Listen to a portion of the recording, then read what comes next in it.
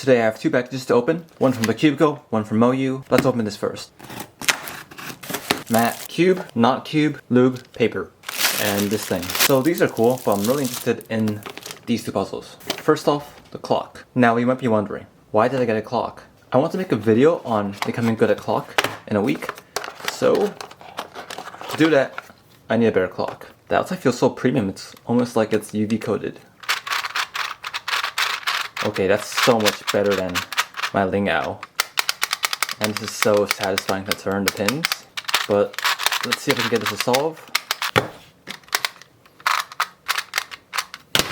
So yeah, I'm pretty bad, but hopefully this clock gets me better. But I think what's more exciting is this cube, the GuHong Pro, I think it's called. Now I heard some really good things about this cube, so let's check it out. I chose the 55mm and it should have springs and not maglev. Immediately it's covered in lube, so oh well.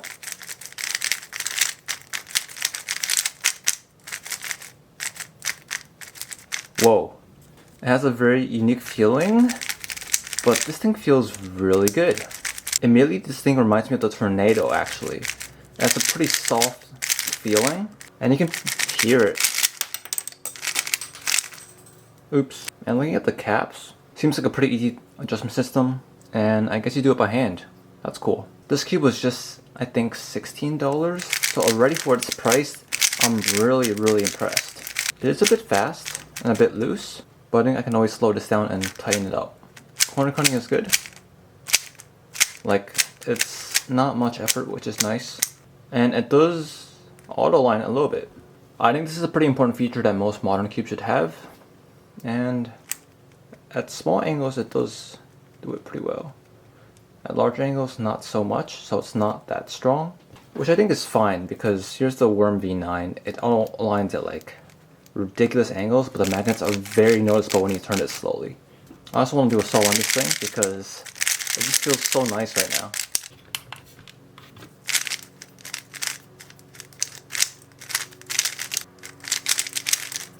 Yeah, first impressions, really impressed with this cube. For its price, it's quite amazing.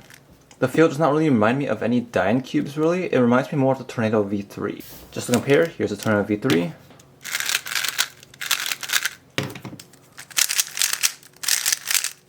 Yeah, I think pretty similar, but this is a bit more of a clackier version of this. Another thing is this is a pretty light cube.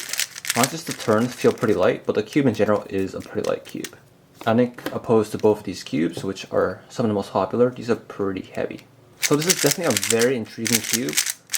I have to play around with it a bit more, set it up, until I can get some more thoughts on it.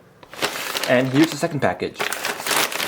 Seems like we have the RS3M V5. This is not really a cube I've heard of, but I guess it's a new cube that's coming out. Looks like there is UV coating, which is good. So this is probably a flagship cube. I think that's maglev, and I think that's ball core.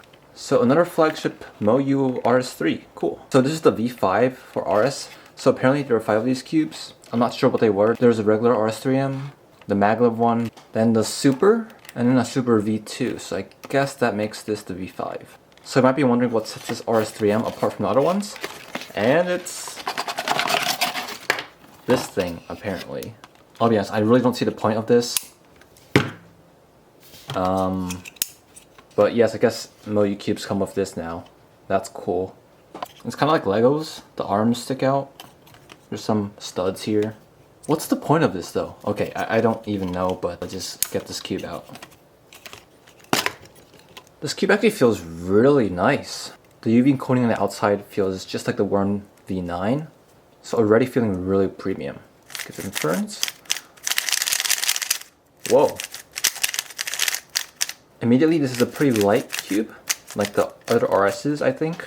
Well, the Super was a bit heavy, but this one is really light feeling and really fast. The feel is interesting. It's hard to really describe it, but because it doesn't really feel that much like the other ones.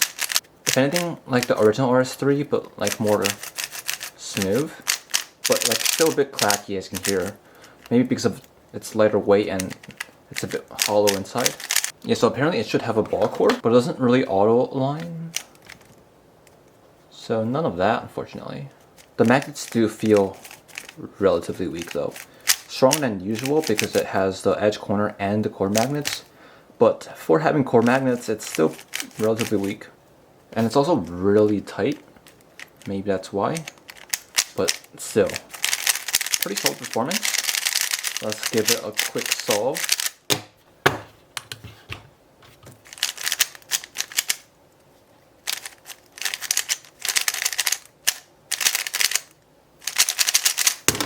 My first impressions of this cube is that it's really fast and really light feeling, which is a pretty unique feel. I don't think it's that similar to the other RS's, but I might as well compare it with some of my own.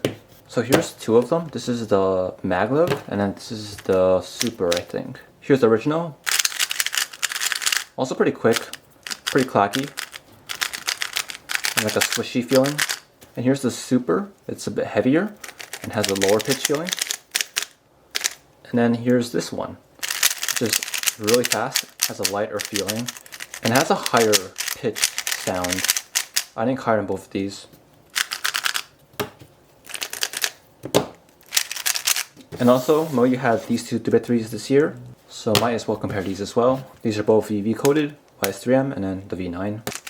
Foaming is more of a smooth, solid feeling.